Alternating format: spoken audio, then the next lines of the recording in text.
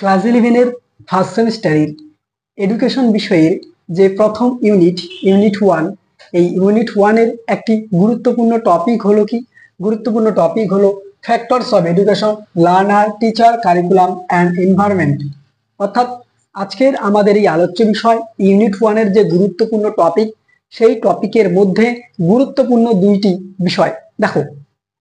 অর্থাৎ এই যে ফ্যাক্টরস অফ এডুকেশন, এই ফ্যাক্টরস অফ এডুকেশনের মূলত 4টি প্রধান উপাদান। অর্থাৎ আধুনিক যে শিক্ষা, এই আধুনিক শিক্ষার 4টি গুরুত্বপূর্ণ উপাদান কি কি? একটি হলো শিক্ষক, একটি শিক্ষার্থী অর্থাৎ লার্নার, টিচার, কারিকুলাম অর্থাৎ পাঠ্যক্রম, এনভায়রনমেন্ট অর্থাৎ এনভায়রনমেন্ট বলতে এখানে এডুকেশনাল এনভায়রনমেন্ট অথবা এডুকেশনাল ইনস্টিটিউশন, যাকে বাংলায় বলা হয় শিক্ষালয় বা শিক্ষা পরিবেশ। তাহলে আধুনিক শিক্ষার 4টি উপাদান কি কি? একটি শিক্ষক, শিক্ষার্থী, শিক্ষালয় বা শিক্ষা পরিবেশ, পাঠ্যক্রম। আজকের আমাদের এই আলোচ্য ভিডিওটিতে আমরা মূলত 2টি উপাদান নিয়ে বিস্তারিতভাবে আলোচনা করব।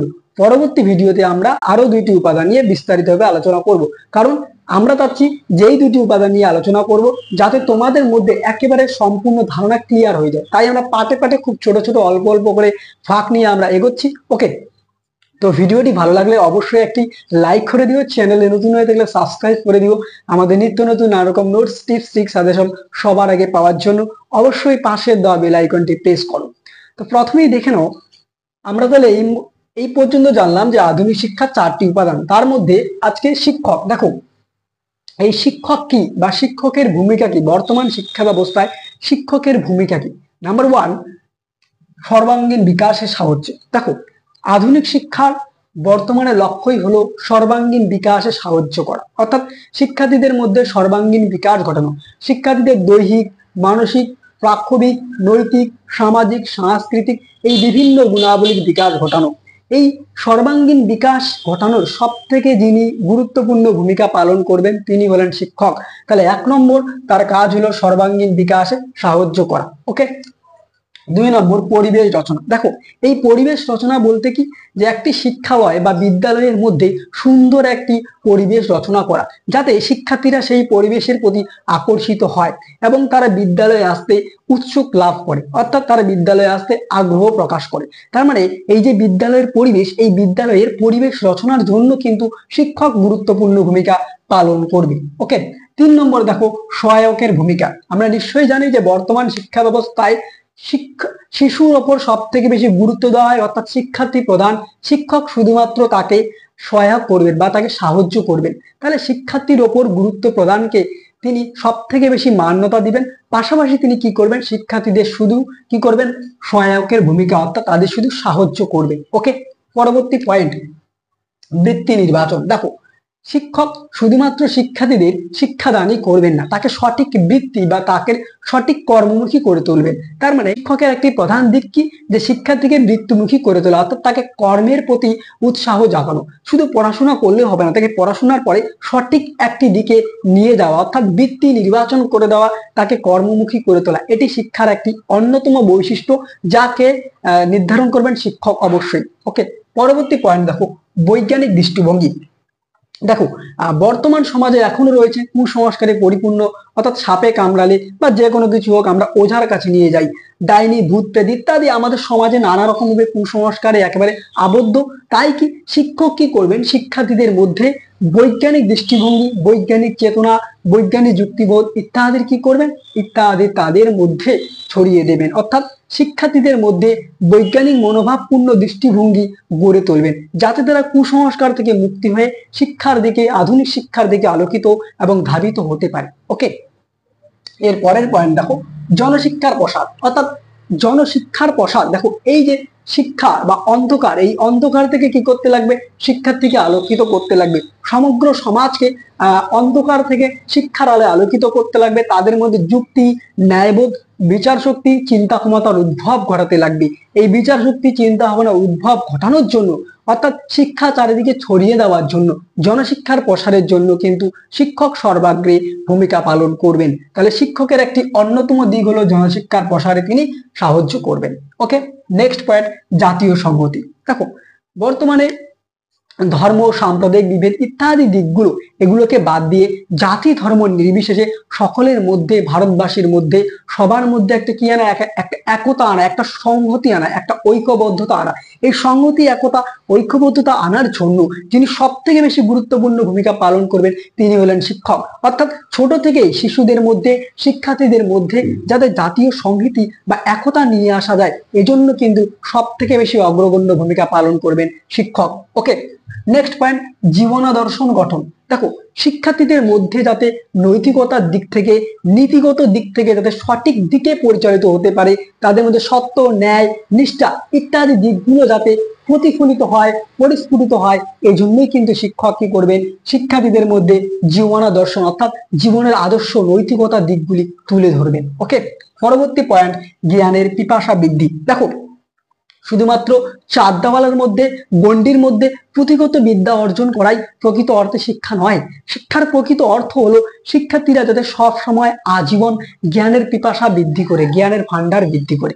এই জ্ঞানের ভান্ডার বৃদ্ধির জন্য শুধুমাত্র পুঁথিগত বিদ্যা অর্জন করলাম, পাঠ্য বই পড়লাম, সেটা কিন্তু নয়। কি করতে লাগবে, শিক্ষার্থীদের মধ্যে যাতে আজীবন জ্ঞানের পিপাসা সামগ্রিক দিক থেকে বৃদ্ধি পায়, বা শিক্ষার্থী যাতে জ্ঞানের পিপাসা, জ্ঞানমুখী যাতে হতে পারে, তার জন্য তাকে কি করতে লাগবে, শিক্ষককে অবশ্যই সেই জ্ঞানের পিপাসা তাদের মধ্যে নিয়ে আসতে লাগবে। ওকে, তার মানে আমরা দেখলাম যে আধুনিক শিক্ষার যে একটি গুরুত্বপূর্ণ উপাদান অর্থাৎ ফ্যাক্টরস অফ এডুকেশনের মধ্যে টিচার তিনি এই গুরুত্বপূর্ণ ভূমিকাগুলি অবশ্যই পালন করবেন, অথবা বলতে পারি যে একজন আদর্শ শিক্ষকের মধ্যে এই গুণাবলীগুলি থাকা প্রয়োজন। ওকে, এরপরে আজকে আমাদের আরেকটি গুরুত্বপূর্ণ টপিক যেটি আলোচনার বিষয় ছিল পাঠ্যক্রম। দেখো, এই পাঠ্যক্রম কি বা পাঠ্যক্রম কোথা থেকে আসলো, এর বৈশিষ্ট্য কি, সমগ্র বিষয় নিয়ে আলোচনা করব। পাঠ্যক্রমের শ্রেণী বিভাগ কি। ওকে, দেখো, প্রথমে আমরা আসি পাঠ্যক্রম, বা যাকে আমরা ইংলিশে বলি কারিকুলাম। তোমাদের নিশ্চয়ই ইউনিট 2 এ রয়েছে, দেখবে। এই কারিকুলাম কি, দেখো, কারিকুলাম একটি ইংরেজি শব্দ। এটি কোথা থেকে এসেছে, লাতিন শব্দ কুরিয়ার থেকে। লাতিন শব্দ কি, কুরিয়ার, CURRERE। এটা কি শব্দ, এটি একটি ল্যাটিন শব্দ, মনে রাখবে, ল্যাটিন বা লাতিন শব্দ। ওকে, এবারে কি এই কুরিয়ার এর অর্থ কি, এর অর্থ হলো আ রেস ফর রিচিং গোল। অর্থাৎ আ রেস ফর রিচিং গোল মানে কি, একটি নির্দিষ্ট লক্ষ্যে পৌঁছানোর জন্য দৌড়। তার মানে আমরা কি কি জানলাম, দেখো, পাঠ্যক্রম এর ইংরেজি শব্দ কারিকুলাম, যেটি কি ল্যাটিন শব্দ বা লাতিন শব্দ কুরিয়ার থেকে এসেছে, যার অর্থ কি আ রেস ফর রিচিং গোল, অর্থাৎ একটি নির্দিষ্ট লক্ষ্যে পৌঁছানোর জন্য দৌড়। অর্থাৎ এখানে শিক্ষাকে একটা দৌড়ের সঙ্গে তুলনা করা হচ্ছে, যেই দৌড়ের মধ্যে প্রধান একটি উপাদান হচ্ছে পাঠ্যক্রম। অর্থাৎ শিক্ষা যখন নির্দিষ্ট লক্ষ্যে পৌঁছাবে, তার জন্য কিন্তু পাঠ্যক্রম সবার আগে ভূমিকা পালন করবে। ওকে, দেখো, এবারে আমরা এই পাঠ্যক্রম কাকে বলে এই নিয়ে কিন্তু বিভিন্ন মনোবিজ্ঞানী বিভিন্ন সংজ্ঞা দিয়েছেন। তার মধ্যে আমরা দুইটি জনপ্রিয় সংজ্ঞা নেব। একটি দেখো, একটি হলো কিলপ্যাট্রিক। কিলপ্যাট্রিকের মতে কি, এটি হলো এমন উপাদান যার মধ্য দিয়ে কি বাস্তব জীবনের প্রতিফলন ঘটে। তার মানে কিলপ্যাট্রিকের মতে পাঠ্যক্রম কি, যে এমনই উপাদান, এই পাঠ্যক্রম হলো এমনই উপাদান যার মধ্যে দিয়ে বাস্তব জীবনের প্রতিফলন ঘটে। ওকে, আরেকজন বিখ্যাত মনোবিজ্ঞানী তিনি হার্নি, তিনি কি বলছেন, যে শিক্ষার্থীরা যা কিছু শেখে তাই হলো পাঠ্যক্রম। এটি মনোবিজ্ঞানী হার্নির মতে। তো সামগ্রিক দিক থেকে যদি আমরা ধরি যে পাঠ্যক্রম কি, অথবা এই পাঠ্যক্রম নিয়ে মুদালিয়ার কমিশন যেটি 1952 এ গড়ে ওঠা, তা নিয়ে একটি খুব জনপ্রিয় সংজ্ঞা দিয়েছেন। দেখো, এই পাঠ্যক্রম সাধারণ সংজ্ঞায় কি, শিক্ষার্থীরা বিদ্যালয়ে, পাঠাগারে, শ্রেণীকক্ষে, মাঠের শিক্ষকের সংস্পর্শে যা কিছুই শিখে। আবার বলছি, শিক্ষার্থীরা বিদ্যালয়ে, পাঠাগারে, শ্রেণীকক্ষে, বিদ্যালয়ের মাঠে শিক্ষকের সংস্পর্শে শিক্ষার্থীদের সাথে যা কিছুই শেখে তাই হচ্ছে পাঠ্যক্রম। ওকে, এটি হলো সাধারণ সংজ্ঞা। এবার দেখো, এই পাঠ্যক্রমের কিন্তু একাধিক বৈশিষ্ট্য রয়েছে, সেই বৈশিষ্ট্যগুলো নিয়ে আমরা বিস্তারিতভাবে আলোচনা করব। দেখো, সর্বপ্রথম আমরা প্রথম বৈশিষ্ট্য আছে পূর্ব নির্ধারিত। দেখো, পাঠ্যক্রম কিন্তু আগে থেকেই নির্ধারিত, অর্থাৎ শিক্ষার্থীদের কি কি পড়ানো হবে বিদ্যালয়ে তা কিন্তু আগে থেকেই নির্ধারণ করা হয়। মানে পাঠ্যক্রমের একটি অন্যতম বৈশিষ্ট্য হলো পূর্ব নির্ধারিত। দ্বিতীয়ত, অভিজ্ঞ ব্যক্তি ও প্রতিষ্ঠান দ্বারা শিক্ষিত। দেখো, পাঠ্যক্রম কিন্তু আমাদের মতো সাধারণ ব্যক্তিদের পক্ষে সেটি রচনা করা সম্ভব নয়, তাই পাঠ্যক্রম কিন্তু অভিজ্ঞ ব্যক্তি এবং যে সব নামকরা শিক্ষা প্রতিষ্ঠান রয়েছে তাদের দ্বারাই স্বীকৃত। অর্থাৎ এই পাঠ্যক্রম নির্বাচন করেন অভিজ্ঞ ব্যক্তিরা ও নামকরা কিছু শিক্ষা প্রতিষ্ঠান। ওকে, এরপরে দেখো পরিবর্তনযোগ্য, অর্থাৎ পাঠ্যক্রম কিন্তু অবশ্যই পরিবর্তনযোগ্য। কারণ কি, আধুনিক সভ্যতার মানুষ তারা দিন দিন এগিয়ে চলছে, উন্নয়নের দিকে ধাবিত হচ্ছে, পৃথিবীর যুগ পরিবর্তন হচ্ছে, সমাজ পরিবর্তন হচ্ছে, তাই পাঠ্যক্রমও কিন্তু পরিবর্তনশীল।